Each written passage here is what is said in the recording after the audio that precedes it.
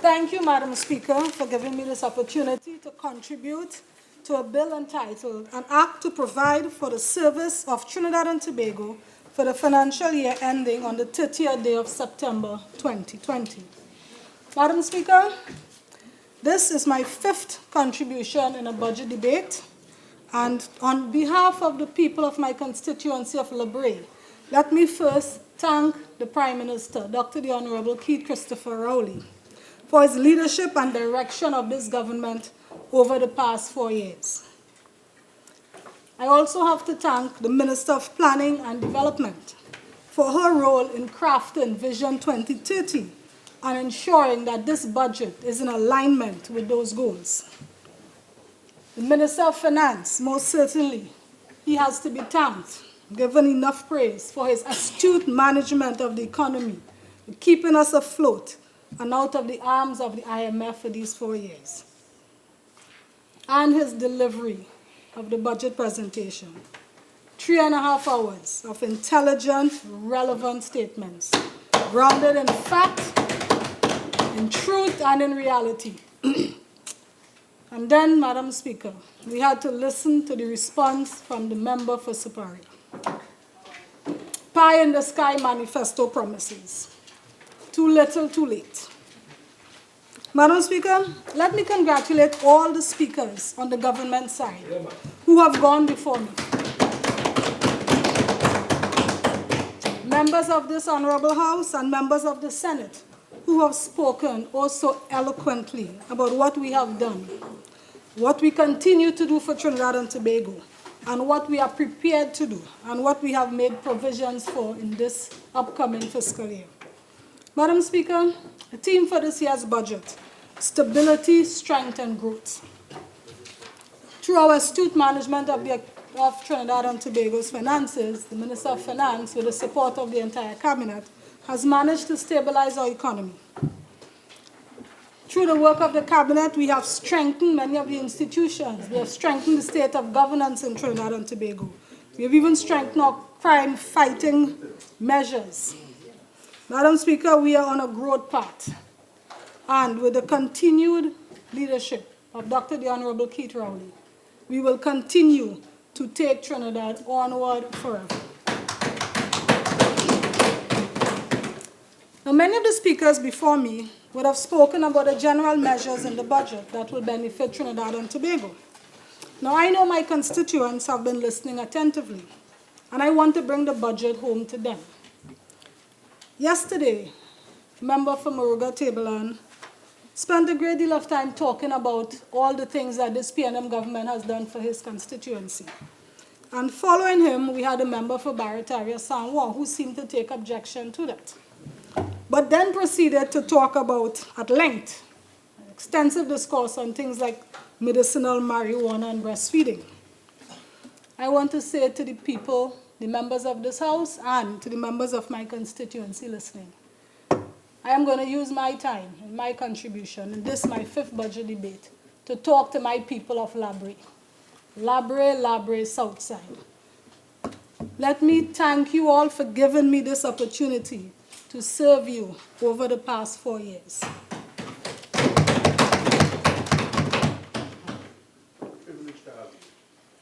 And in that time, I have seen hundreds of constituents.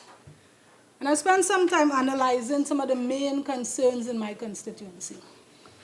And like most of my colleagues, one of the main things that people come to a constituency office to discuss, well, to seek support with, is housing. 29% of the visitors I have received in my constituency office have requested help with housing. 25% of them would have needed employment assistance, job recommendations. Utilities, electricity, water, that made up about 7% of constituent concerns. Social services, another 7%. Flooding and drainage issues, 5%. Road repairs, 4%. That may seem a surprisingly low percent given the perception throughout Trinidad and Tobago that all the roads in the country are bad. But that has not been the majority of the concerns of persons who actually come in to visit their MP. And the remaining percentage were miscellaneous requests for sponsorships for various events, persons with advice that they want to give, sometimes to me, like messages they want to send to the Prime Minister, persons with proposals for projects and the like. So I will address each of the areas of my constituent concerns in turn and inform members of this House, the wider listening public, on how these have been dealt with within my constituency through the various government agencies, government ministries, and support from corporate citizens throughout Liberia. In the area of housing, when the Minister of Housing and Urban Development spoke yesterday, he would have told us about many of the initiatives that that ministry has undertaken. Now, I must say that members of my constituency, a large number of my constituents, have come back to me satisfied that they have been quite successful in obtaining housing placements. And I have to thank the various ministers of housing that we have had throughout this term, starting with the member for Port of Spain South, followed by the member for San Fernando East, and lastly my neighbor and MP, the member for Point Fortin. Now, the only reason my constituents were able to benefit from housing allocation is because these various ministers of housing took the time to complete all the abandoned, unfinished housing units that were left unfinished during the term 2010 to 2015. So we saw completion of units at Lakeview, Point Fortin, Pierre Road, La Brea, Hubertstown, Guapo. And I really have to thank all the ministers involved for ensuring that these units were completed so that my constituents could benefit. Just yesterday morning, as I was driving out my home, a vehicle stopped and a person came out, someone I didn't recognize, but came to say thank you, Minister, and thank you to the PNM government for finishing these houses so that I could get an access. And the member for Point Fortin also spoke about the new initiative that came out of Moruga Tableland, the Housing and Village Improvement Program. And I listened with pride as Moruga Tableland spoke about the genesis of that program. And I understood the pride he felt in knowing that something that was started in their constituency was translated throughout and assisted other persons. He would have made mention of certain areas like Grandy and whatnot, but I am pleased to say that at least one of my constituents is currently benefiting from that program. So I say thank you to the Ministry of Housing and Urban Development, the Land Settlement Agency, and the Prime Minister for the foresight in creating such a program so that we can ensure that we serve our constituents as best as possible. So thank you, Prime Minister, for that Housing and Village Improvement Program.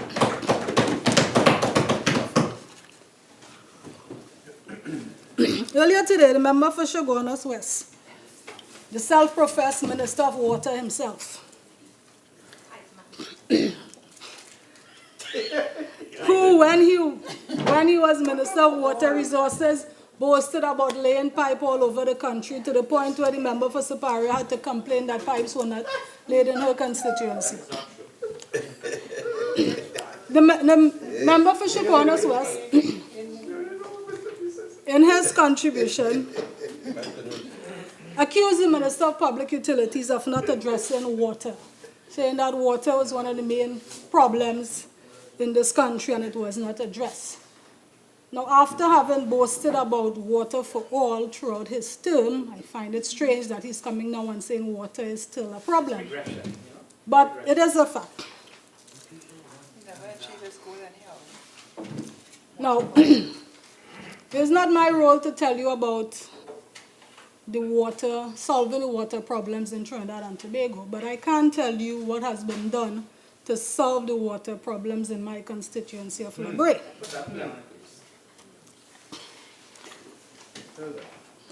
I share a boundary with Superior. So when the member for Superior said that all that pipe that the member for Chaguanas West was laying all over the country and none was laid in her area, same extends to my constituency. For persons who are not aware of the water situation in Liberia constituency, let me enlighten you as how it is. Now, there are 3 supply areas in my constituency. Areas from Aripero to Sobo Budosing, they are supplied by the Caroni Water Treatment Plant and the Point Lisa Desalination Plant, so they get water from that source. Areas from Lebre going down to Point Fortin are served from the Point Fortin Desalination Plant. But the other end of the constituency, from Erin to Quarry Village, is served by the Chatham Water Treatment Plant via the Captiville Booster. Now, this particular area must be the only area left in Trinidad and Tobago that is on a rotating schedule. While some areas boast about having 24/7 or they even get water 5 days a week, we are on a rotating schedule, meaning one area gets water for one day and then another area gets for the other day. I'm sure the member for Chaguanas West clearly paid no attention to boundaries south of where the end of the superior boundary ended. But I can tell you what we have been doing in this government since I became a member of parliament. Now, a number of initiatives have been put in place to try to address the supply constraints, because the Chatham Water Treatment Plant, the capacity to produce really is below the demand in the area, which is why we are on that rotating schedule. So a lot of effort has been placed in trying to improve supply.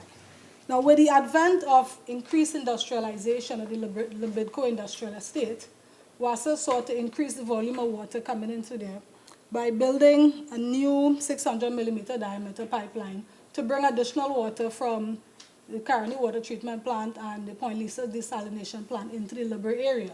So with those additional volumes coming into the area, water from the Point Fortin Desalination Plant could then be taken back and be used to supplement the water coming from the water supply at the Chatham Water Treatment Plant. So, Madam Speaker, we have seen lots of work to allow that movement then, that redirection of water, redistribution of water, in addition to increasing the capacity in Chatham. So some of the works that have been completed in the last 2 years, installation of 15.7 kilometers of a 600 millimeter diameter pipe from St. Mary's Junction to the Libidco estate. That was put into service in April 2018, and WASA is very proud to announce that that project was completed using in-house resources at a cost of $90 million. A project like this done under a different administration would have cost significantly more. So we have to give WASA the credit, and we have to give this government the credit for being confident that WASA could conduct these works on their own, using their own resources. In addition to that, there's the construction of a 200 millimeter diameter PVC main along the Sobo Extension Road to increase the delivery of water in that area. That is still ongoing. It's due for completion by the end of the year. Again, in-house resources by WASA, $1.5 million. The South approach to Union Estate, 600 millimeter pipeline, 16.5 kilometers. That was completed in August last year. And that is used to supplement water from the Point Fortin Desalination Plant into areas in Vance River and Lebre. So all of these so that would have benefited areas such as Three Hands, Lebre, Bassa Hill, Bellevue, Libidco, Sobo, and Square Deal. So all my constituents hearing this, you know that whereas everywhere else in the country has been complaining that this has been the worst dry season this year. Although we have had some difficulties, this year has by far been the best dry season that my constituency has experienced, because we have seen really harsh dry seasons. But this year, while everybody else was complaining, I stayed quiet because I know that we at least had a better supply from WASA than in previous years. So I think we need to give WASA a little bit something for that. WASA made some effort to increase the supply from the desalination plant in Point Fortin, 1 million gallon per day increase.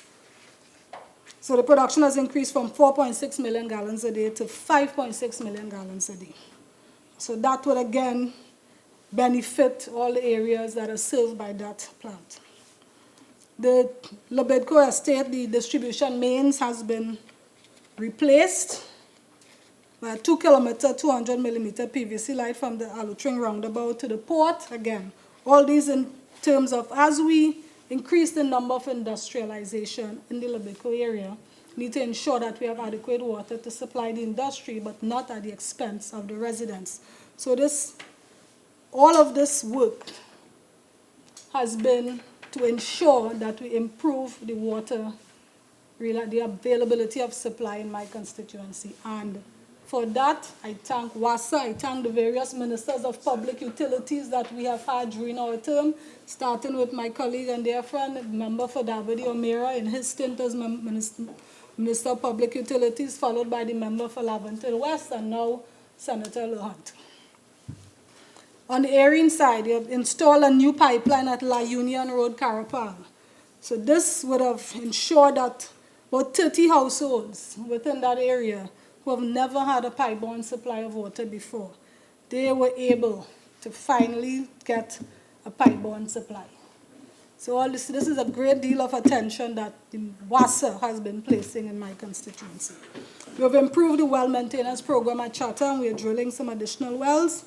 And we have since been able to increase the capacity. In January 2019, a Chatham water treatment plant had a capacity of 1.2 million gallons per day. But by now, with the work that they have done, improving the well production, we currently have a capacity of 1.6 million gallons per day. So all of that would have worked in improving our supply.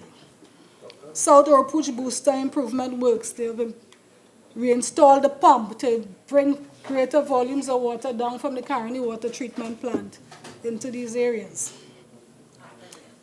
Some smaller pipeline optimization work has been done in the greater Labre area along High Road and the side streets in 2017. There's an interconnection of the 150 millimeter PVC line onto the 200 millimeter PVC line on High Road to improve supply in that area. Railway Avenue is seeing increased supply with another pipeline interconnection from High Road, and Porter Street as well in another pipeline interconnection from High Road. So, to my constituents of Labre, I hope you have recognized the increase in service, and for that you have to thank your PNM government for taking the time and the interest in your concerns to ensure that the necessary infrastructural works are done to improve supply.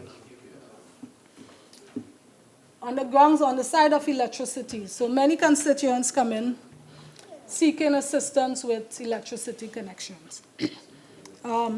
Many times they need new poles installed, defective street lights, and TNTech has been working very well with my office. So my office has been able to develop a fantastic working relationship with these public utilities agencies.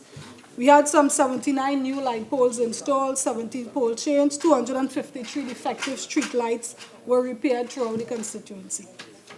And we had 34 requests for new supply.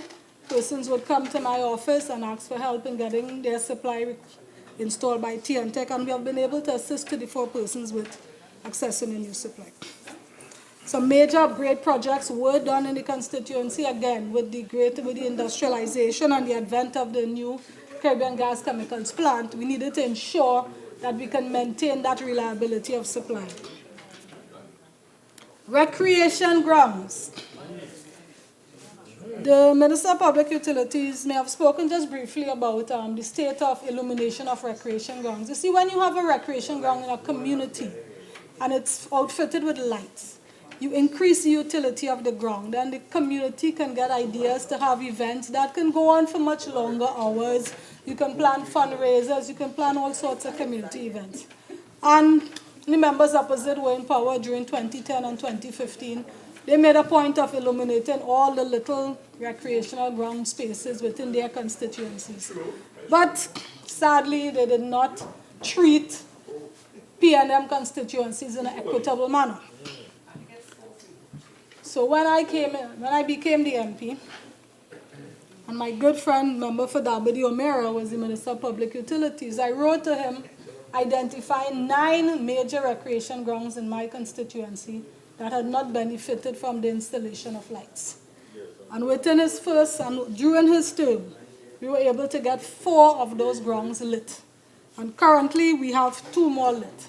So I have to thank the Ministry of Public Utilities and Tech for their support and cooperation in ensuring that we can get as many grounds lit as possible so we can bring Lubre constituency on par with neighboring constituencies like Siparia and Fyzabad. So far we have had lights on number 4 Road Recreation Ground, number 8 Road Recreation Ground, Bennett Village Recreation Ground, Quarry Village Recreation Ground, most recently opened number 9 Road Recreation Ground. Soon to be commissioned before the end of the year, I guarantee you, Sobo Village Recreation Ground. Vance River, I have you next on the list. So we hope that we can see an addition, expansion then, in the number of recreation grounds lit within the Lubre constituency.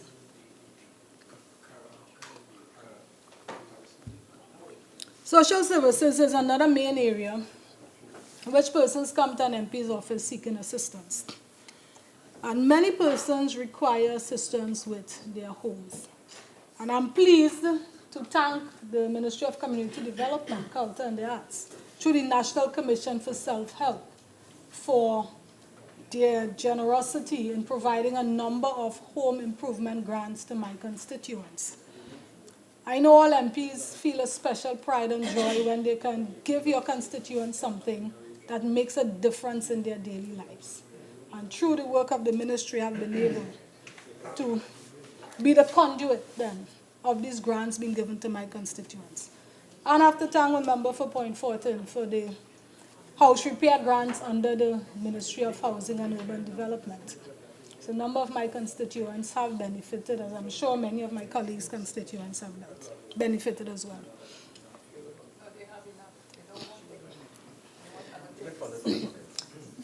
And I have to thank the Ministry of Social Development and Family Services for a recently launched initiative.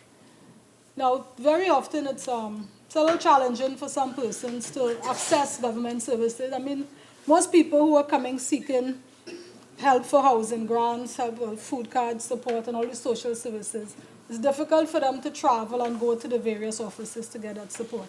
And the Ministry of Social Development and Family Services recently launched an initiative 2 months ago where they're bringing government services to the community. And they launched that initiative in my constituency in Palo Seco. Now, this must be the first time a centralized ministry has chosen to launch an initiative like this in a rural community. And I have to thank the Minister of Social Development and Family Services for recognizing the need in my community for these type of services. And they had this outreach session where they gathered all the agencies that deal with providing social outreach to persons. So the Ministry of Housing was there with the National Commission for Self-Help. Some NGOs were there, Field was there. The public utilities were there, public utilities, electrification program, the residential assistance program, they were all there. So every agency that provides support to persons in economically challenging situations were gathered in one place. And they were there present for constituents to interact with. And initiatives like this really show a caring government that is bringing government to you at your location. Quite similar to what the Ministry of Housing did with their recent launch at the Hilton, where they had a number of agencies together. And I know that based on the success of that program, they do intend to expand that program throughout the country. So we look forward to when that program comes closer to my constituency. So you see, the PNM government has been very much a caring government. We are not a PR government. We don't just do things for recognition and fame, but we analyze what are the concerns in our constituency. And we look for the solutions.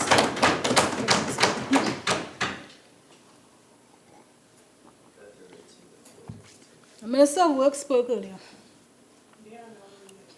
And every constituency complains about their roads. And I have to say that, well, Lubre is no different. In Lubre, we have unique road challenges. And I must thank Member for Laventil West in his first incarnation as the Minister of Works. Because the very first major road paving project that was done by this administration was to repair the Lubre stretch. Don't know how many of you remember it, but that is a particularly difficult road to maintain because of the nature of the subsurface. And we took our time and devised a proper engineering solution to ensure that we'd have a roadway that could stand the test of time. And I am proud to say that today. Although there are some areas where there is an undulating effect because that cannot be held, but this job that was done under the member for Laventille West as Minister of Works is the best job that has ever been done on that stretch of roadway. And the road is still very much passable today.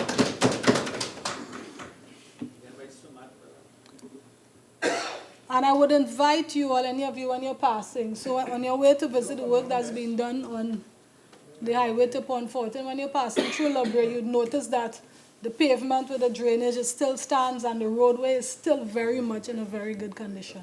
And that's a testimony to what you can do if you just put some thought into it. And you're not just doing a project for the sake of giving out a contract, but you're really trying to solve a problem. So kudos to the member for Laventille West in that road.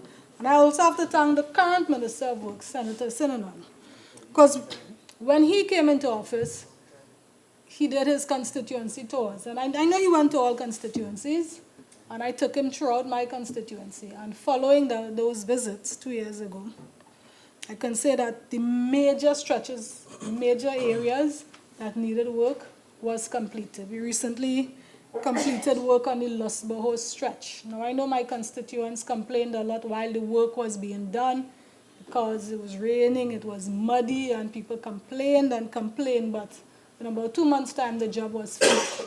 And all those complaints are gone, and now it's just a beautiful, smooth road to drive on. So additional paving works were done in Santa Flora, the Cayenne Trace Junction, and we are not where we want to be, but we are certainly on the path, and we are grateful to the work of the Ministry of Works. Member for Oropouche West yesterday, in speaking about roads, in response to the Minister of Agriculture, she was talking about agricultural access roads to the Lucero farmers. And it's a pity she's not here right now because I want to tell the member for Oropouche West that when you are making statements about things in my constituency, you better come with facts. Because I take great offense to people coming in this house and fabricating stories about things in my constituency. In 2018, August 2018, we all remember the earthquake. Everyone has their own earthquake story that they will share. But there was not, well, apart from some building damages in Port of Spain, I mean, there wasn't too much damage throughout the country, but in a particular area in my constituency, in R.E. Road in Lucero, you could see clear damage to the earth.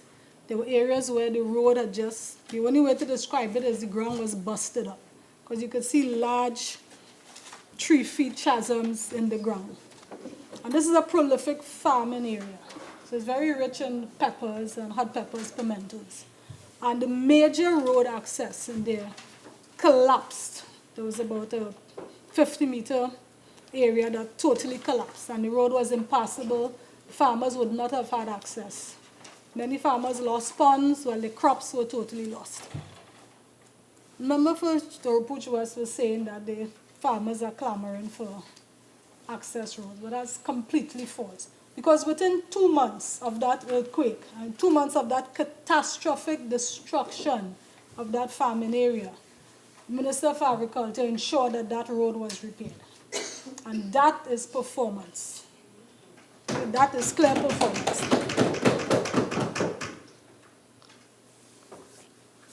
Along the lines of infrastructure development, I have to thank the Minister of Sports and Youth Affairs for the refurbishment work that was done at the Lusboho Youth Facility.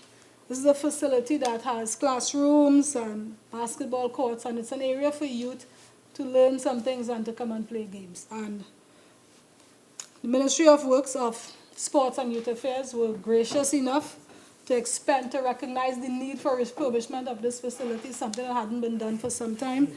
And they have upgraded the facility significantly, so now we can use the facility more and have it available for all the youth programs.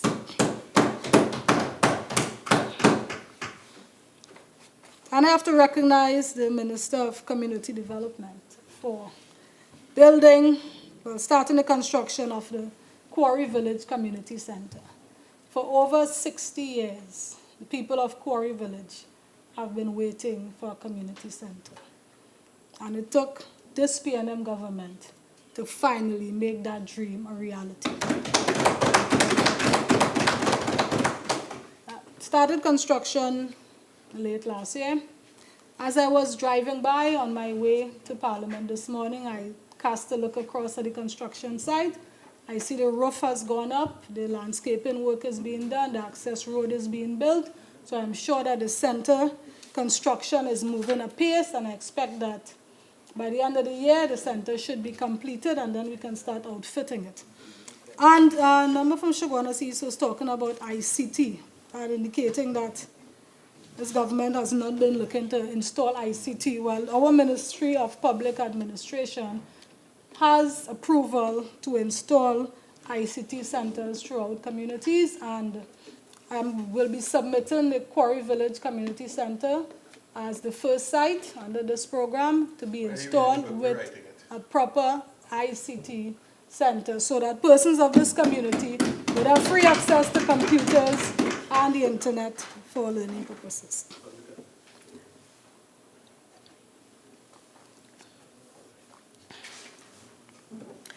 I now turn to tourism.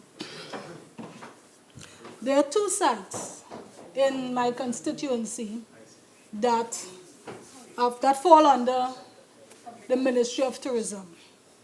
One of them is the world-famous Libre Pitch Lake. Thanks to the previous and current ministers of tourism, we are seeing some upgrade works at the Pitch Lake Visitor Facility. In 2016, for World Tourism Day, the previous Minister of Tourism, member for Tobago West, would have launched the wheelchair ramp to allow for disability access to the facility. And now, under the leadership of the member for San Fernando East in the Ministry of Tourism, we are currently undertaking some upgrade works at the Libre Pitch Lake Visitor Facility. Now, many members would not be aware that there is a museum located at the Libre Pitch Lake. I know most persons would visit the Pitch Lake as a child in primary school on a school outing, but then seldom come back down. So I want to invite all of you down to come and visit the Pitch Lake and take a look at our museum.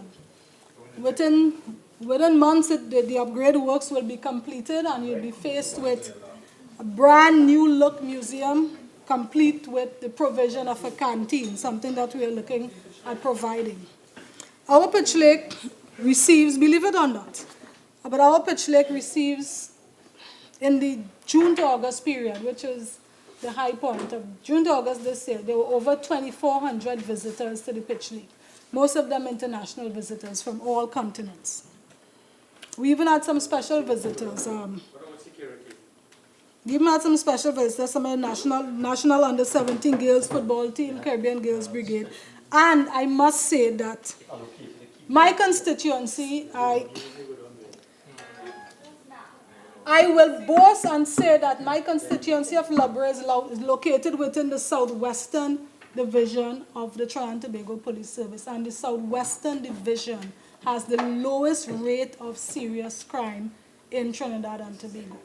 So security is not an issue at the Libre Pitch Lake facility. I repeat, security is not an issue at the Libre Pitch Lake facility.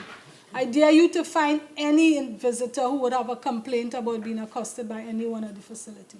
So I invite all of Trinidad and Tobago to come down to the Libre Pitch Lake facility. You would have probably seen a viral video with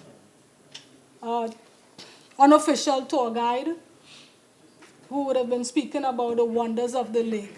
Now, this is one of the unofficial guides. So if he has so much knowledge, you can imagine the experience that you will get from one of the official guides. So I'd invite you all to come on down and rediscover what that unique wonder of the world that is the Trinidad and Tobago Libre Pitch Lake. During the tenure of the People's Partnership Administration, the surroundings of the facility was left in an unkempt manner. But if you come by now, you would see that through the hard work of the CPEP teams in the area, they are serving to maintain the surroundings of the area. All of this is in aid of enhancing the overall visitor experience. So I look forward to welcoming you there as soon as possible. The other site, the other Ministry of Tourism related site in Liberia constituency is the Vestany Beach facility.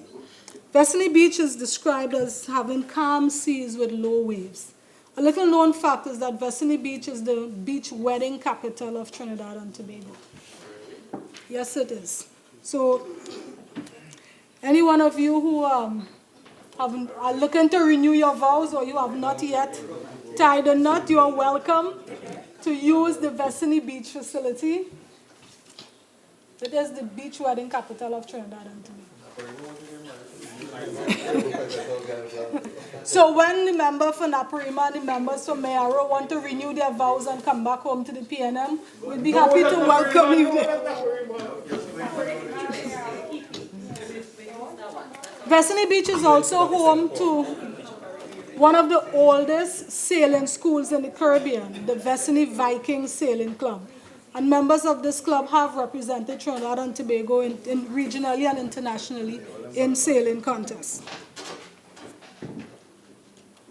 While I'm on the topic of beaches, I want to touch on pollution, water pollution. Now, I have to thank the Ministry of Planning and Development for their initiative in instituting a ban on styrofoam products. I'll tell you why.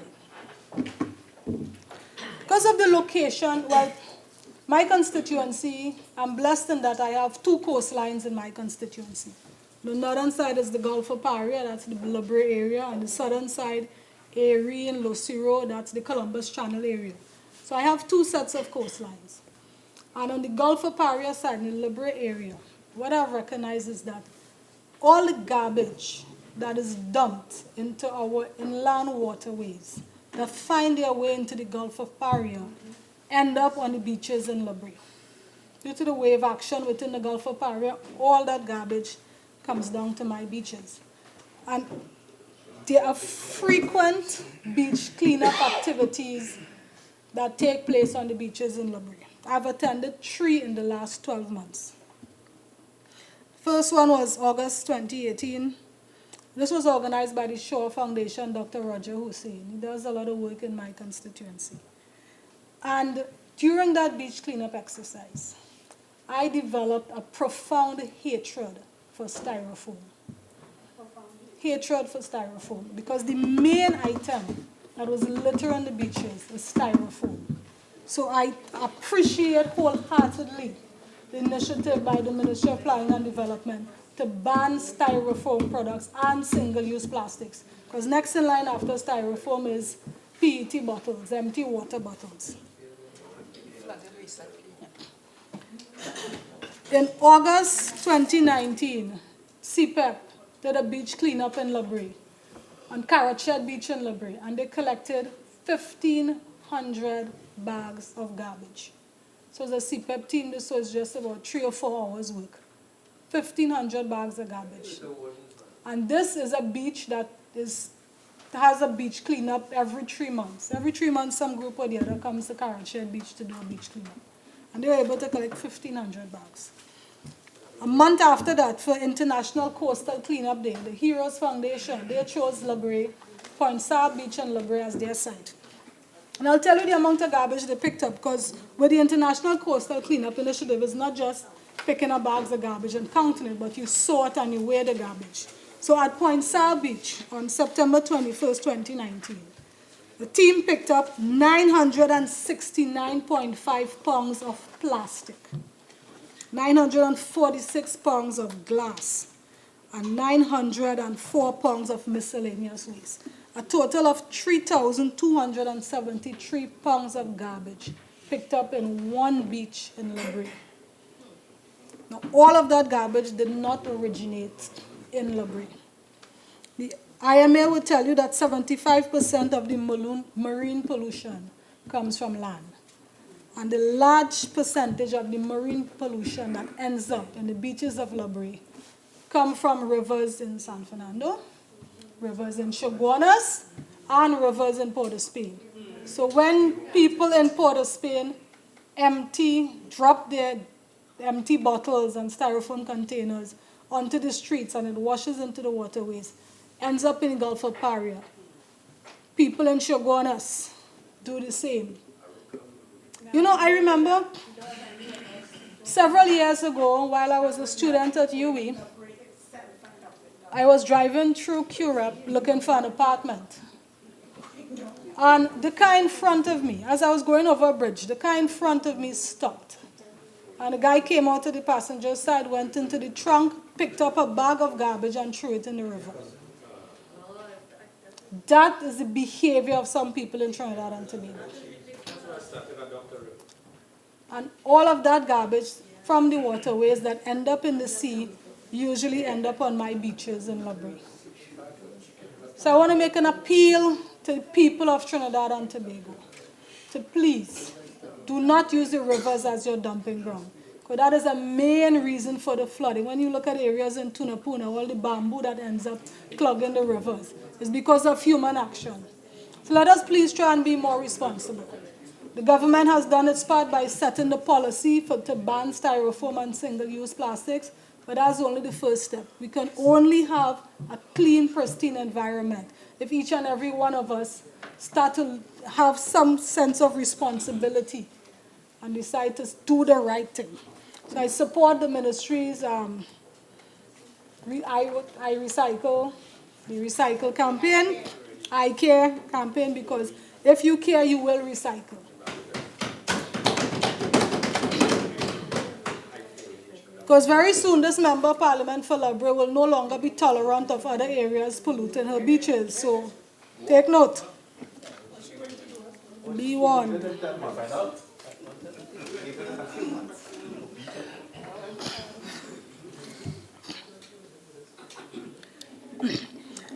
One of the areas that I've paid particular attention to in my role as Member of Parliament is looking at the quality of education in my schools. While members opposite would have spoken about tertiary participation rates and the number of scholarships that we give out, my constituency has a lower than average tertiary participation rates. So before we can even look to get scholarships, we have to make sure that my constituents can qualify for those scholarships, that they can reach that level. So if you really want to solve a problem, you have to go to the root of the problem. And I chose to focus a lot of my attention at the primary school level. In 2017, a student from my constituency was the highest performer at the SEA. It felt great. So I said, look, let me take a look at what the other schools are doing. And I was alarmed when I did the analysis. Of the 26 schools that I looked at, 80% of those schools were scoring below the national average.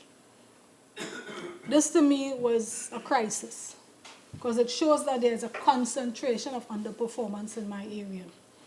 And I set about to see how I could change that. So the first thing I did was call all the principals of the schools together so I could try to understand what was the difference between the high-performing schools and the lower-performing schools, and to see if we could at least build the relationships between the principals so they could share ideas. And there were a number of things in common the high-performing schools had in common that the lower-performing schools didn't have. One of the things I noticed is that the high-performing schools not only performed well academically, but they were very active in co-curricular activities. The lower-performing schools did poorly academically, and they had no co-curricular activities because they said that they were focusing on the curriculum, but they were not doing that well. So I realized that incorporation of a holistic approach to education, incorporation of the co-curricular activities, plays a significant role in keeping the kids engaged, and it has a teaching element. Of course, there are some schools that will say that because of the condition of the school building, they perform badly, but I wouldn't give that top priority. New buildings do not guarantee a quality education. What you need is committed teachers, concerned parents, a supportive community, and engaged students. Once you have those 4 elements, you will succeed. So what have I done as a member? Your original speaking time is now spent. You have 10 minutes to wrap up. Oh. All right, so what I did as Member of Parliament is I did a full analysis and came up with a plan on how we can start to address this issue. And a number of initiatives have been taken up by some of the schools. Through the intervention of Member of Parliament paying attention, it has really given the principals the courage, and it empowered them to try new things, to talk to each other. They can no longer hide behind a 10% high performance students. And I'm pleased to say that after 2 years, I'm seeing a drastic change and improvement in the performance of the schools. One of the things that I've seen now is an increase in the co-curricular activities engaged with by the schools. Now, one of the initiatives that I personally have, what I did was the analysis I did, I shared it with corporate library. And I've gotten some of it. So once I met with a company and they say they want to do something for library, I tell them, look at the primary schools, let's see what we can do to improve the standard of education. Schools, companies such as CGCL, they started having stress management workshops for SEA students to help the students and the parents cope with the SEA process. TGU, one of our corporate citizens, they reward the top performers in the school to give the children some motivation, something to work for. TUFCO has taken a deeper approach into looking at it. Now, within my constituents, within every constituency, there are resources that you can use. So even if the state is not providing the resources, there are people within communities who will be willing to give back to the community. And in my constituency, there was a retired teacher, Dr. Yvonne John. She has a doctorate in educational studies, and she really is experienced and competent in dealing with students who have difficulty learning. And in collaboration with TUFCO, they were able to do a pilot project in 4 of the schools over the holiday period, where they worked with some of the students at the lower end of the performance level who were in Standard 4 going into Standard 5 to try to build up their literacy. And they also worked with the teachers to improve their ability then to reach children who are slower learners. And in addition to that, so with their work with collaboration, in one of the schools we looked at rearranging the structure of the class, because one of the problems we have is older students writing SEA. Older students being, we have some students not writing essay at 13 and 14. And that is something that needed to be addressed. So we have restructured, in one of the schools, Brighton AC, we're restructuring the arrangement of the classes and trying different techniques, some more direct, systematic, explicit approach to reaching those individual kids. And I am certain that we will see the results coming out of this pilot project going forward. So this has been something that I'm really proud to see that I'm making a difference in this area.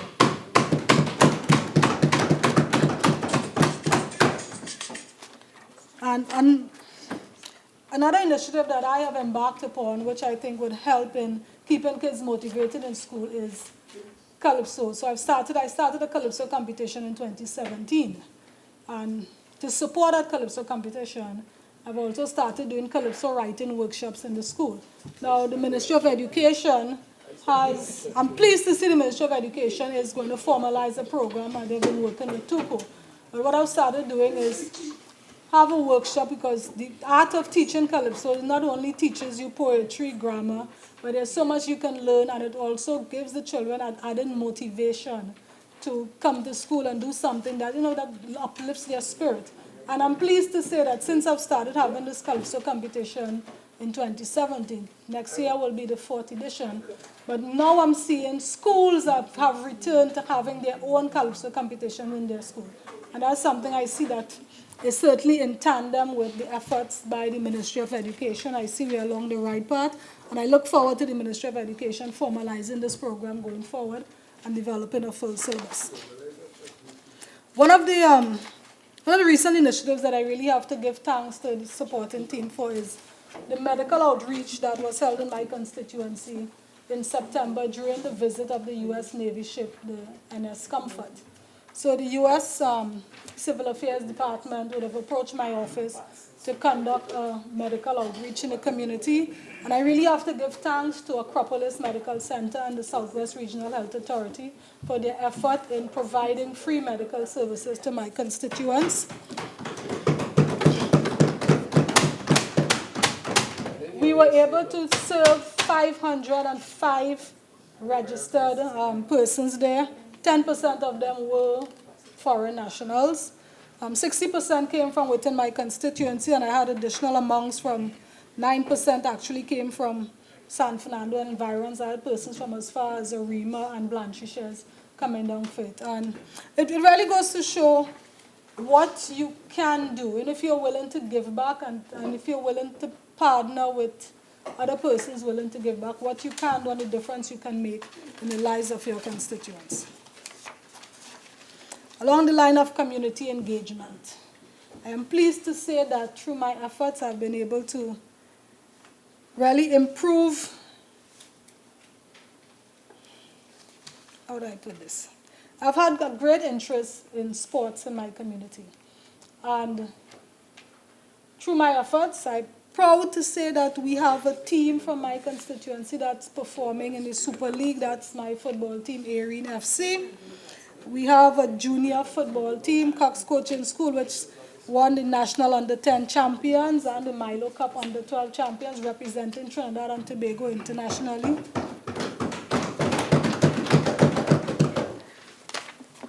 So I'm very pleased that as a member of parliament, I've been able to encourage increased involvement in sports and cultural activities within the constituency. Specific items in the budget for Libre. Now, my constituents, you can look at the Standing Finance Committee over the 5 days following the end of the debate. But there are some specific areas in which we are particularly pleased for in Libre constituency. So when you look at the increase in salaries for OJT, a 10% increase in salaries for OJT, many of the schools in my constituency are pleased to have the support of OJT staff to help with their teaching efforts and to help with their extracurricular activities. So thank you, Minister of Finance, for that increase in OJT salaries. The increases in CPEP and URP, that 15% increase. Under the previous administration, there were 2 CPEP teams in my constituency, and for the vast areas of the constituency was left overgrown with grass 6 and 7 feet high. But thankfully, under this government, we have been able to provide 9 CPEP contractors, and every part of Libre constituency now is well manicured, looking quite presentable. CPEP is taking care of all our facilities. The schools have no problems anymore because the CPEP teams in the area look after the schools, look after the public facilities. They clean Erin Beach, Losiro Beach. So thank you, CPEP, for your work in keeping Libre constituency very clean. Right, so so before I close, since I have, 3 minutes again? I have 2 minutes. So in closing, I really want to thank the team that has worked with me over the years in my constituency office in various capacities. I would love to call all your names, but I do not have the time. Now, as an MP, I have tried to initiate sustainable change in the communities, in the minds of the constituents. I mean, I've encouraged a greater involvement in sporting activities. In education, I'm seeing a transformation in our primary school education beginning. In culture, I'm seeing the creation of a next generation of Calypsonians. Look out for the Southwest in the future because we come in to take over. Libre, rest assured that your MP, your PNM government is working to bring you sustainable improvement.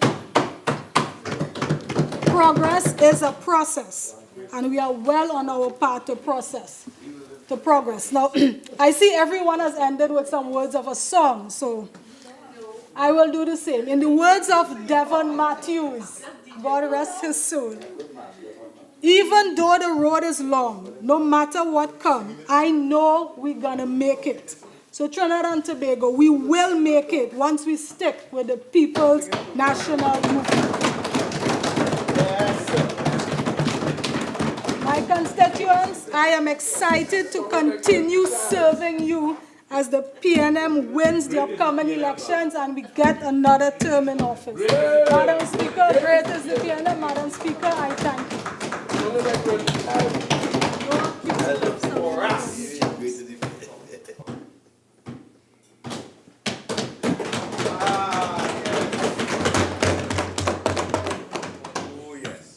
Thank you, Madam Speaker. For some reason, members opposite don't want to contribute to this debate. It's my pleasure, therefore, to complete this evening's presentation. Mr. Speaker, I listened to members opposite, or Madam Speaker, I listened to members opposite as far as was possible.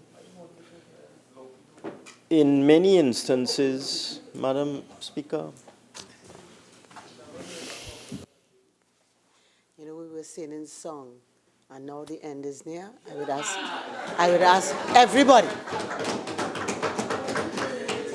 ask everybody to maintain the proper decorum. Minister of Finance. thank you, Madam Speaker. Madam Speaker, in listening to, yes, you should leave. In listening to members opposite during this debate, Madam Speaker, it was extremely difficult to follow some of the points made.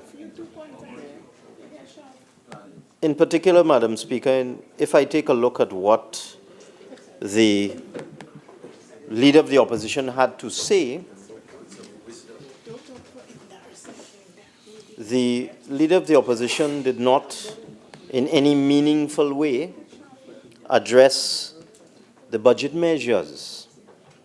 And it's quite disappointing, Madam Speaker, that this was a budget debate, but members opposite did not appear to have any response to the budget other than to rant and rave and scream and shout at the top of their voice, Madam Speaker. For those who are listening, for the population that is listening, I think it is appropriate, therefore, for me, as the person who presented the budget, to repeat the fiscal measures, because they didn't talk about them, Madam Speaker. So that, let me start with life certificates for pensioners. One expects that when one has a budget presentation and the government announces its policy and its plans and its programs that affect sometimes quite profoundly the lives of our citizens, you would expect some sort of response from members opposite. So, since it appears that life certificates for pensioners is not important to members opposite, let me reiterate this budget measure. It's quite a burden on government pensioners, Madam Speaker, and on persons in receipt of the senior citizens pension to have to submit proof of life once every 6 months to the authorities, Madam Speaker. It's quite a burden, especially on persons who are elderly and persons who are infirm, to have to find their way to the Treasury to submit life certificates with some sort of certification from a third party, a responsible third party, certifying that they are still alive. The purpose of this is to avoid fraud. I am happy to report that the Ministry of Finance began on its own to start this process before the budget statement, and that so far, up to the delivery of the budget on the 7th of October 2019, 26,743 government pensioners, or 82.5% of all government pensioners, were as a result of the work of this PNM government, because we not only talk, we do. I don't know where they got that slogan from, Madam Speaker, but I would ascribe a different T word to them, a word beginning with T. We talk and we do. They do something else that begins with T. It has an H in it, and it has an F in it. Yes. So, Madam Speaker, this PNM government, before the delivery of the 2019-2020 budget, had already begun the process of eliminating the requirement for life certificates from 26,743 pensioners, or 82.5% of government pensioners. That is performance. Yes. Yes, we're coming to that. This Rowley administration had done this. And, Madam Speaker, we are now moving to eliminate life certificates for the approximately 95,000, not 195,000, for the 95,000 recipients of Senior Citizens Grant. That is performance PNM style. Not the screaming and the ranting and the raving and the regurgitation. Madam Speaker, I thought for a moment there that I was taken back in time to the 2015 general election when I heard all of these statements being made by honorable members opposite. What they fail to realize, Madam Speaker, is the population has already adjudicated on those things. And you lost. The population didn't buy it. They didn't believe you then. And they will certainly not believe you now, Madam Speaker. Another innovation, Madam Speaker, of this administration, another innovation of this Rowley administration, something they couldn't do in 5 years and 3 months, is the removal of those pesky immigration and customs forms.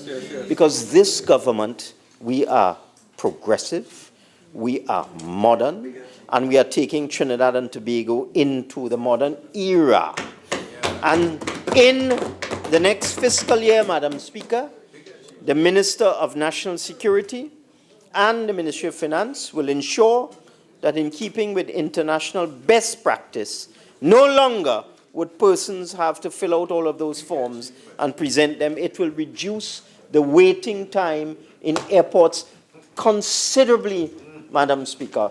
Any of our citizens who has traveled abroad within the last couple of years, has traveled to the United States, traveled to Europe, will see how quickly one can now move through the immigration lines and the customs lines in those developed countries, Madam Speaker. They have gone paperless. And we are taking Trinidad and Tobago as we have taken our cabinet.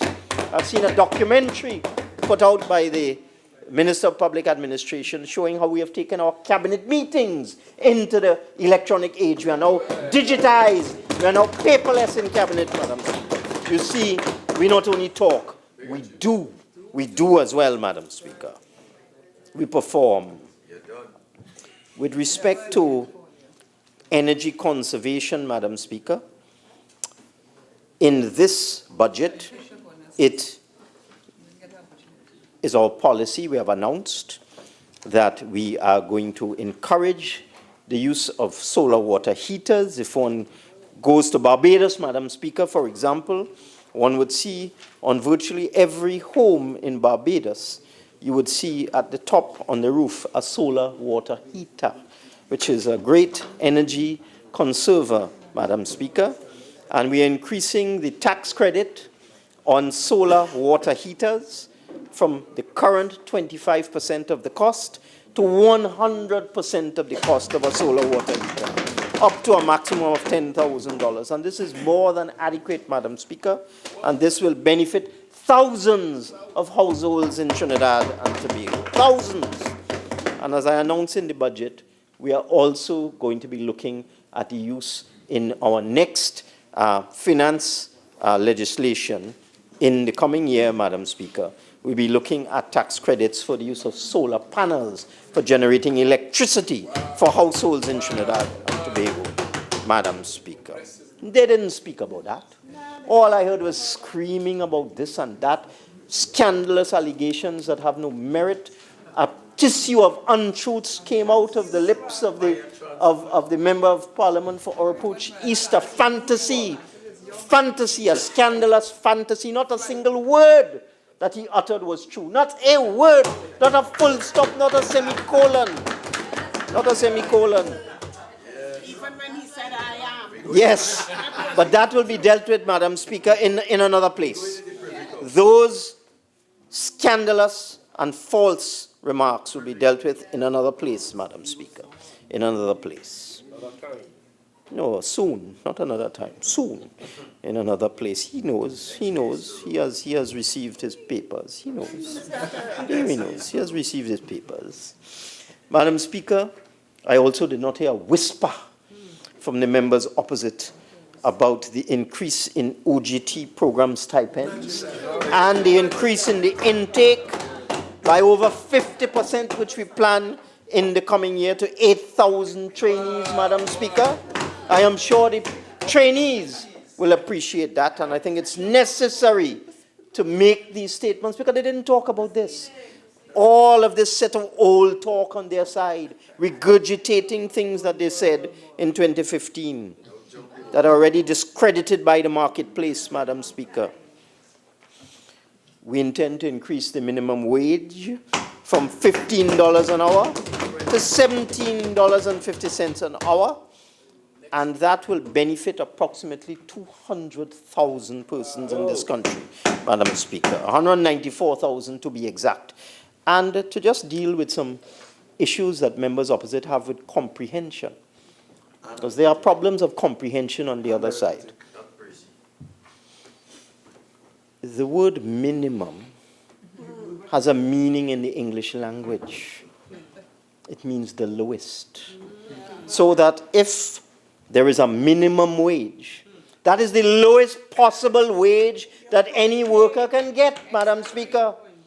But I had to listen to persons opposite talk about CPEP workers will be getting lower than the minimum wage. How is that possible? It would not be legally possible for anybody to get less than the minimum wage, Madam Speaker. They think they could fool people, they could fool themselves, but they can't fool the population.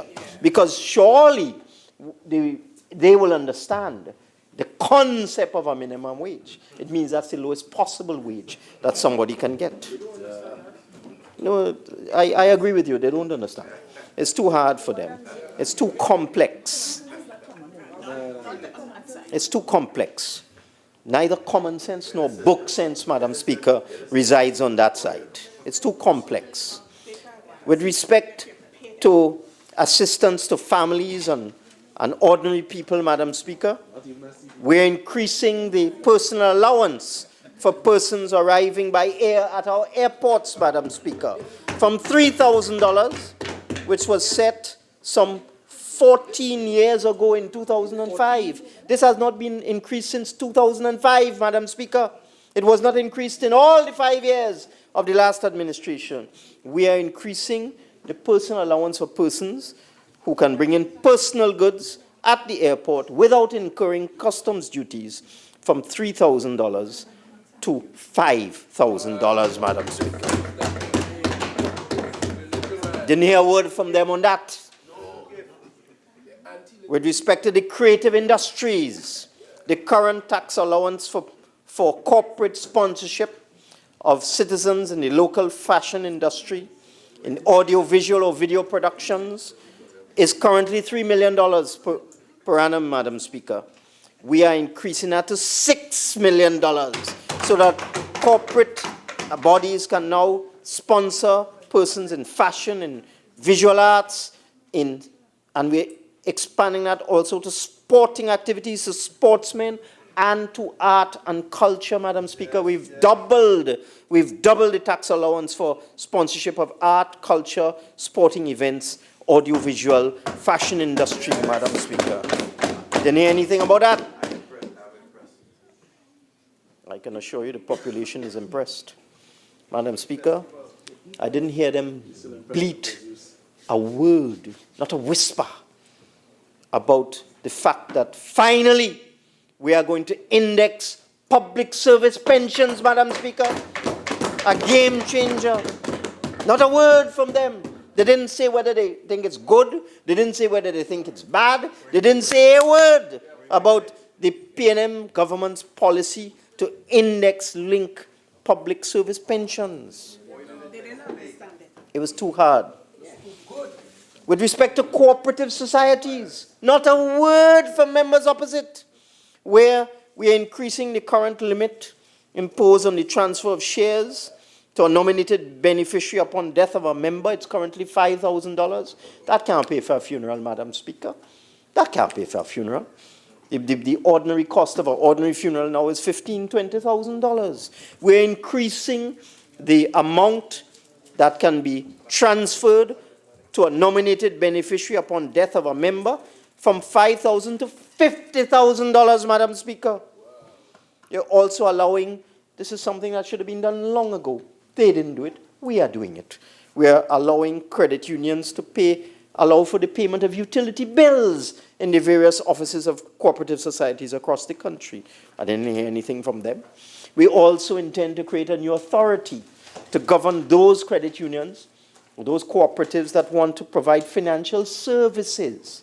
This has been a vexing issue for many, many years, where there have been proposals to put financial credit unions under the central bank. The movement has not been in favor of that.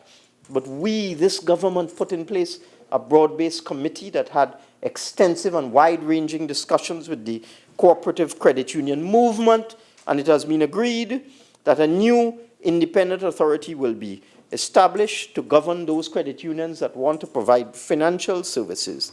And finally, and this would be a new authority reporting to the Ministry of Finance, and after that, financial credit unions will be able to offer banking services, such as encashment of checks and teleservices, Madam Speaker. And we'll bring the Deposit Insurance Corporation into the system to preserve the integrity of financial credit unions, Madam Speaker. I didn't hear anything from them. Now let's turn to CPEP. I noticed that they used their friends in the system to peddle fake news, false information, Madam Speaker, about CPEP workers. I want to repeat and reiterate that it is our intention to increase the wages of CPEP workers by 15% on or before the 1st of December 2019. And if you get us vexed, we'll do it in November. If you get us vexed, we'll do it in November. And you see they enlist all sorts of mouthpieces in the system, Madam Speaker. All sorts of mouthpieces to create newspaper headlines, to frighten people. You see, they don't have an answer for this budget, Madam Speaker. They don't have an answer. They don't have a credible response. So they have to try and undermine it, Madam Speaker. I can say with authority tonight, Madam Speaker, I can say with authority that CPEP workers will get their increase. As I said, on or before the 1st of December. No CPEP workers will be sent home. No CPEP hours will be reduced, Madam Speaker. In fact, they may be increased because we have increased responsibilities for CPEP, such as the maintenance of the golf course on the old Petrotrin compound and some of those recreation grounds and so on in the Southland that Petrotrin used to maintain, and we've put CPEP in, and this may require increased resources going to CPEP, and increased numbers of CPEP workers, and increased numbers of CPEP contractors. So far from that false information that was in a newspaper over the weekend, CPEP workers' salaries going up, CPEP workers going up, CPEP numbers going up, Madam Speaker, and we're also increasing the hours, and we're also increasing the amount of money that is paid to CPEP contractors as well. We're not leaving anybody out, Madam Speaker. We're also increasing the wages of URP workers by 15%, because we believe in helping people at all ends of the spectrum, Madam Speaker. This is a people-oriented government. That's why they have no answer for this budget.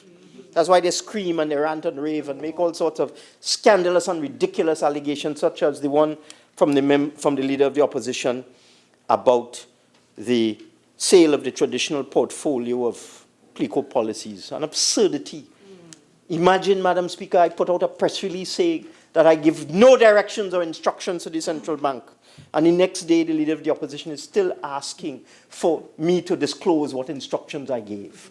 Let me just say for the record, contrary to the false narrative of the leader of the opposition, Just say narrative now, we know it. this Minister of Finance gave no instructions or directions to the central bank with respect to the sale of the traditional portfolio of CLICO policies, Madam Speaker.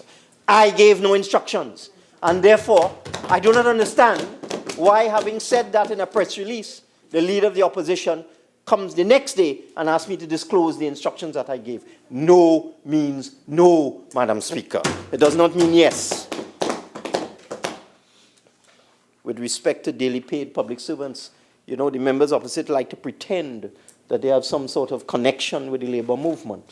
Well, I could not believe that, because I heard the member for Oropouche East today in a most scandalous attack on the leadership of the Oilfield Workers Trade Union, a most scurrilous attack, Madam Speaker, accusing the President General of the Oilfield Workers Trade Union and other leading members of the trade union movement of being involved in some clandestine, corrupt dealings with some carpetbaggers from some other country. I could not believe my ears, Madam Speaker, without a shred of evidence, without an inkling of substance, with no proof whatsoever, just going to launch a blistering attack on the Oilfield Workers Trade Union to damage their reputation, Madam Speaker. And I am sure that they can take care of themselves, and I'm sure they'll deal with that. And that is what I mean. They pretend that they have some linkage to the trade union movement. They don't really have it. Because if they did, Madam Speaker, the President General of the NUGFW was associated with their party. But for 5 years and 3 months, they kept promising to deal with the question, the burning question of a pension for daily rated workers. They came into office promising to deal with that. And they were kicked out of office promising to deal with that. This PNM government will give daily paid workers a pension, Madam Speaker, something I've asked for over 20 years. This PNM government will solve that problem once and for all. I didn't hear anything about that from members opposite. Not a word. And you see, it's the good news they can't take. They can't take the good news. So that the contributions of members opposite was characterized by slander and defamation and wild exaggeration, Madam Speaker, but no substance. No substance whatsoever. What did they have to say about the ban on styrofoam and plastics? Not a word. Not a word. It is taking this government to make Trinidad and Tobago more environmentally friendly. It is this administration, it is this Minister of Planning and Development under the Rowley administration that will ban these things that pollute our seas and pollute our rivers and make the environment so nasty in Trinidad and Tobago. It is this PNM government that is dealing with that once and for all. Not a word from them on what their environmental plan is. I didn't hear a word in all this screaming and the ranting from the member for Siparia. What is your environmental plan, Madam Speaker? Nothing. Just a set of old talk. What else? We have agreed to give Trinidad and Tobago exporters an uplift on the tax deduction for expenses incurred in seeking out markets within CARICOM, and giving them a 50% uplift. They can now claim 150% of the amount actually spent for marketing our goods within CARICOM. Agricultural incentive, not a word about that. Yeah, boy. Not a word about the declaration by this government that we will make agriculture a tax-free industry. Not a word from them, Madam Speaker. And they're supposed to be a rural-based party. Nothing. No commentary, no critique, no analysis, no discussion. Because bothering them. It's bothering them, Madam Speaker. Bothering them. Yeah, sure. And then another problem, because in this budget, Madam Speaker, we sought to deal with all sectors of society. A problem that has affected the business community for years. As I said, we came into office in September 2015, inheriting arrears of VAT refunds in excess of $4.5 billion, Madam Speaker. And every cent paid in VAT refunds reduces the net revenue to the government for taxes on the sale of goods and services, Madam Speaker. If we had cleared off that $4.5 billion, not only would we not have $4.5 billion to spend on providing essential services to the population, but the revenue from VAT would have been reduced by $4.5 billion. So what we've had to do over the last 4 years is try our best to try and deal with arrears as they come along. But it was impossible previously, Madam Speaker, to deal with that $4.5 billion burden that they dropped on us in 2015. We inherited this problem, and this government is going to fix it. We are going to deal with that. And all the old talk they're talking, the idea of providing bonds is extremely innovative because it does not affect your fiscal accounts, Madam Speaker. It does incur government debt, but it doesn't affect your fiscal accounts. It does not affect the budgetary balance, Madam Speaker. And we have made the bonds tradable, and we have made the bonds transferable, and we put a small interest on it, so it is going to be a tremendous boon for our manufacturing sector. Tremendous boon, Madam Speaker. Tremendous. And while we're on that, Madam Speaker, the member for Caroni Central is famous for making statements that have no basis in reality. Famous. One of the things I heard him say today that was bothering him, listen to what the member for Caroni Central had to say, Madam Speaker. The GDP going down, the debt going up. So how could our debt to GDP ratio decrease, Madam Speaker? I am ashamed. I want to give back my degree to the University of the West Indies. I am ashamed because our debt, anybody worth its salt, anybody who has any iota of understanding of fiscal and monetary policy, Madam Speaker, would be aware that our debt to GDP ratio is based on our nominal GDP and not on our constant GDP, Madam Speaker. So you can't look at the constant GDP figure and divide it by the debt to get the debt to GDP ratio. You have to take our nominal GDP, Madam Speaker. And our nominal GDP is now in excess of $165 billion, Madam Speaker. It has grown by $10 billion within the last 3 years, Madam Speaker. Our nominal GDP has grown, in fact, by $15 billion from $150 billion 3 years ago to $165 billion in this year, Madam Speaker. And any first-year student of economics will know that that is how you measure your debt to GDP ratio, Madam Speaker. That's why I'm ashamed. I want to give back my degree. That institution has gone to the dogs. I want to give back my degree. But Madam Speaker, I can say without any fear of contradiction from any sensible person that even though we have incurred budget deficits of several billion dollars over the last 2 years, even though that has occurred, we have incurred substantial budget deficits because of principal repayments of debt and because of growth in our nominal GDP. We have been able to maintain with great stability our debt to GDP ratio. In fact, Madam Speaker, in September 2017, our debt to GDP ratio was 62.1%. And in September 2019, it is 62.0%, Madam Speaker. Our debt to GDP ratio, because of the prudent fiscal management of this administration, has remained totally constant over the last 2 years, Madam Speaker.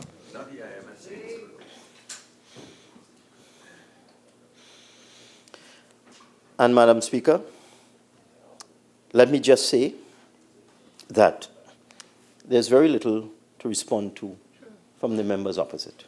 They didn't speak about the budget. They didn't speak about the budget measures. The former Minister of Housing, the now permanently opposition member for Oropouche East, as if he remains in politics, he's going to be permanently an opposition member, had nothing to say about our measures with respect to housing, Madam Speaker.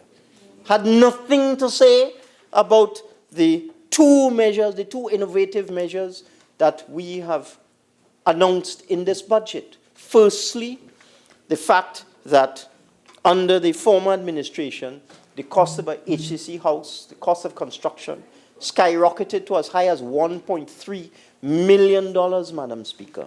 Skyrocketed from $300,000 to $400,000 under the PNM, skyrocketed to $1.3 million, Madam Speaker, putting a burden on the taxpayer for constructing these houses of billions of dollars, Madam Speaker.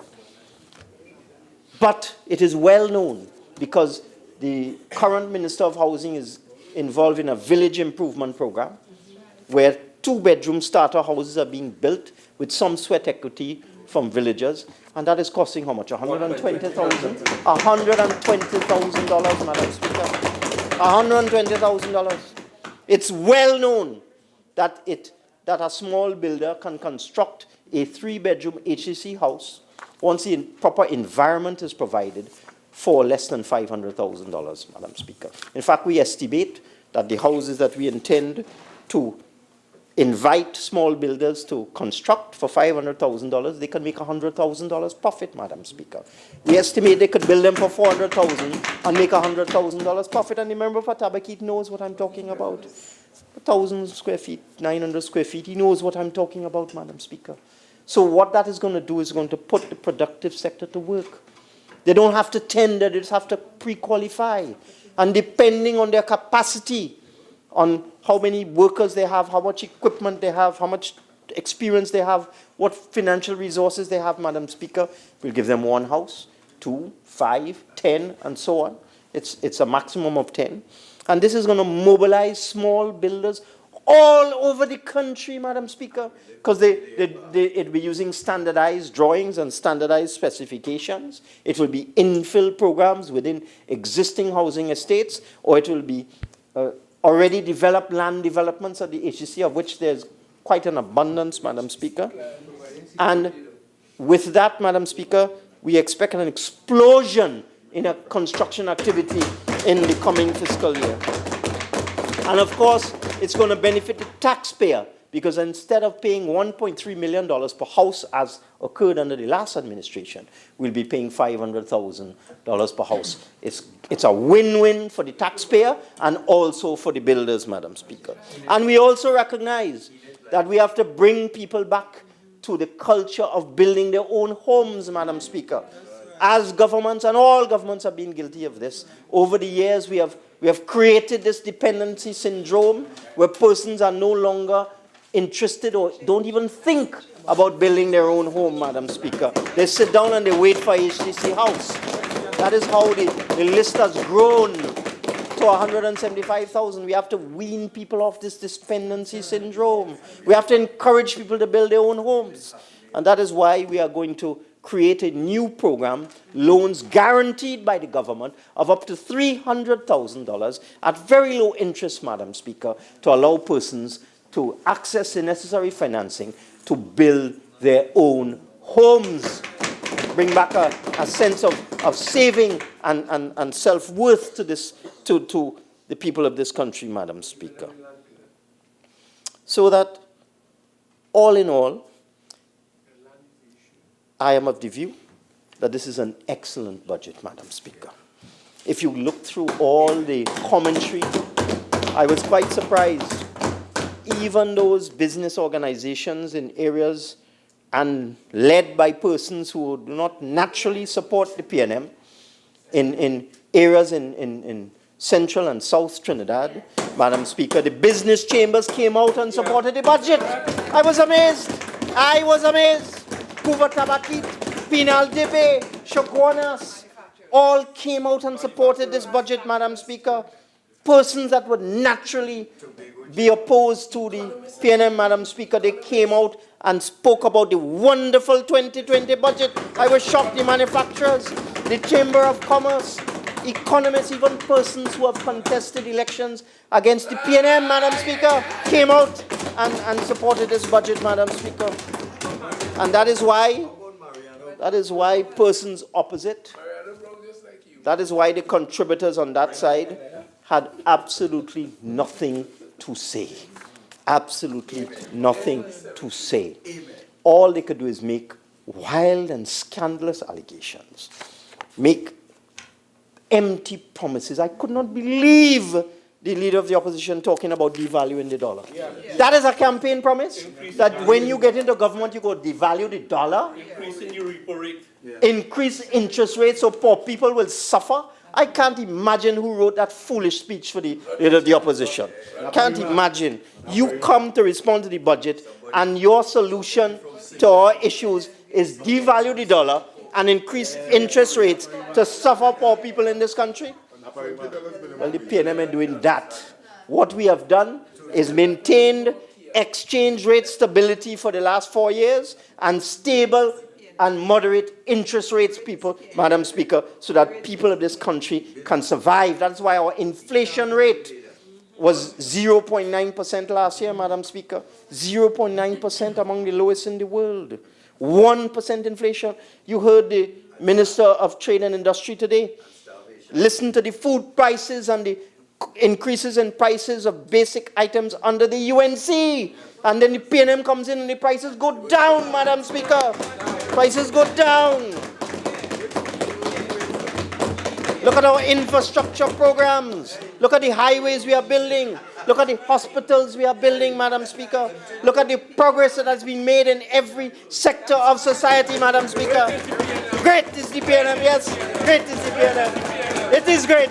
The PNM is great. And Madam Speaker, I am proud to be the Minister of Finance in the Rowley government. I am proud to be part of this administration. I am proud to have presented this budget, for which members opposite have no answer. No answer. And we will move forward and onward and upward. And we will beat them in the west, in the east, in the south, and the north. And in Tobago. And in Central Trinidad. So, Madam Speaker, it has been my honor and privilege to present this budget. It has been my honor and privilege to serve the people of this country as Minister of Finance under our distinguished Prime Minister, Dr. Keith Rowley, and I beg to move, Madam Speaker.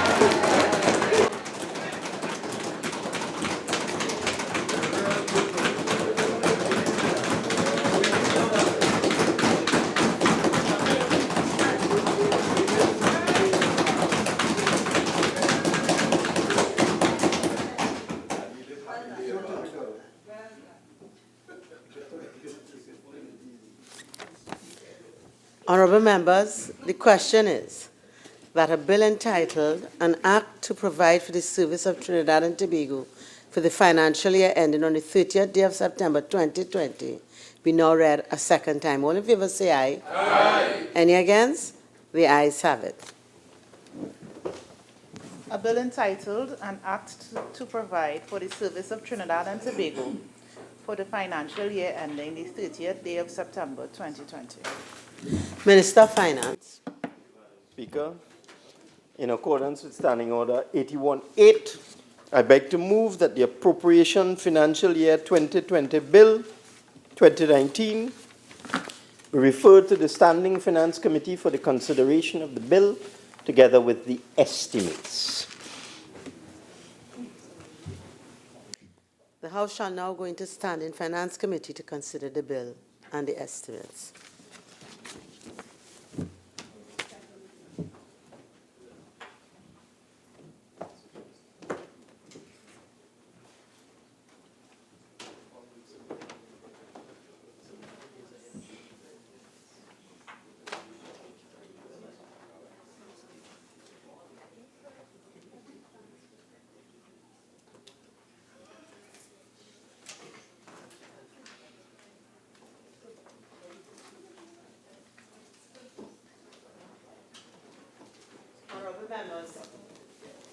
Honorable members, in accordance with Standing Order 81, 2 and 8, the estimates containing the details of the financial requirements, along with the appropriation bill, have been referred to this committee for consideration.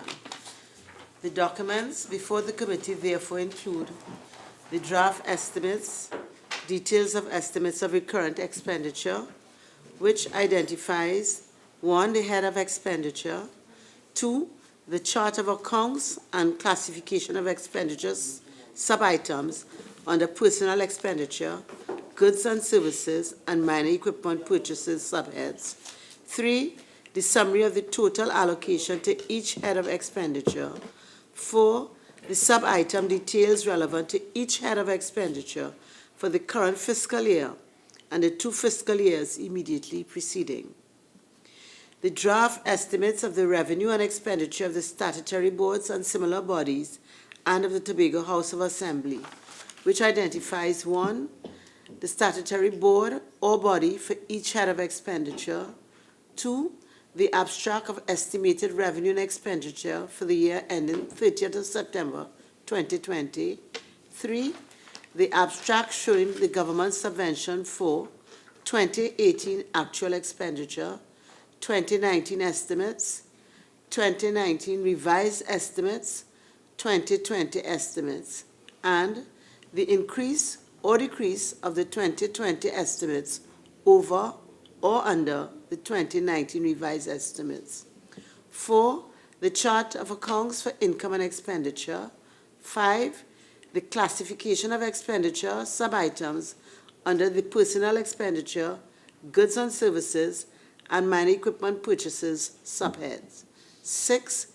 The sub-item details relevant to each statutory board or body for the current fiscal year and the 2 fiscal years immediately preceding.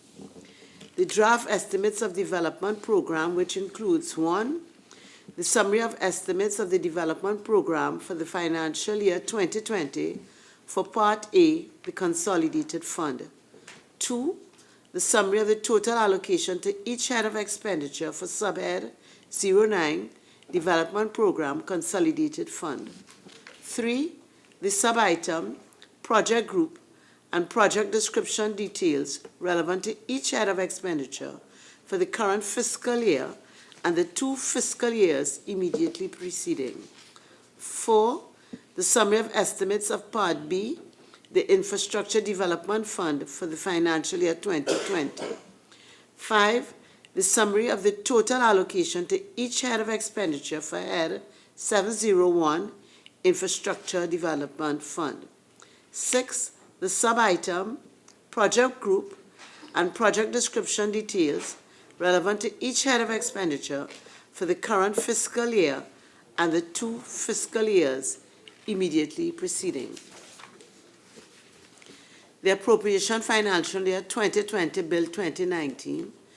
This bill provides for the service of Trinidad and Tobago for the financial year ending on the 30th day of September 2020. The bill seeks to authorize the sum of $44,983,464,862 from the Consolidated Fund. The schedule details the sum to be approved for each head of expenditure. In accordance with Standing Order 85-1, the consideration of the clauses of the bill will be postponed until after the consideration of the schedule, which lists the heads of expenditure to be approved. The heads will be considered in the order submitted by the Leader of the Opposition. Proposed work schedule. Honorable members, there are 41 heads of expenditure to be considered over a 5-day period. Okay. Therefore, I propose the committee meet each day, starting with tomorrow, Wednesday, and on Wednesday we'll start at 1:30, and each day thereafter from 10 a.m. to 8 p.m. or for so long thereafter to consider a minimum of 8 heads of expenditure. Tomorrow, I believe 1:30 was agreed. Tomorrow is 10 o'clock. I'm sorry. Tomorrow, Wednesday, Leader of the House. 3 p.m. We'll start at 3. Okay, so I'll just repeat so I'll ensure that we all have it correct. Okay? Yes, sorry So about that. we will start tomorrow, Wednesday, at 3 p.m. To consider a minimum of 8 heads of expenditure. Yes, ma'am. And for every day thereafter, starting from 10 a.m. Yes. to 8 p.m. or for so long thereafter to consider a minimum of 8 heads. Yes.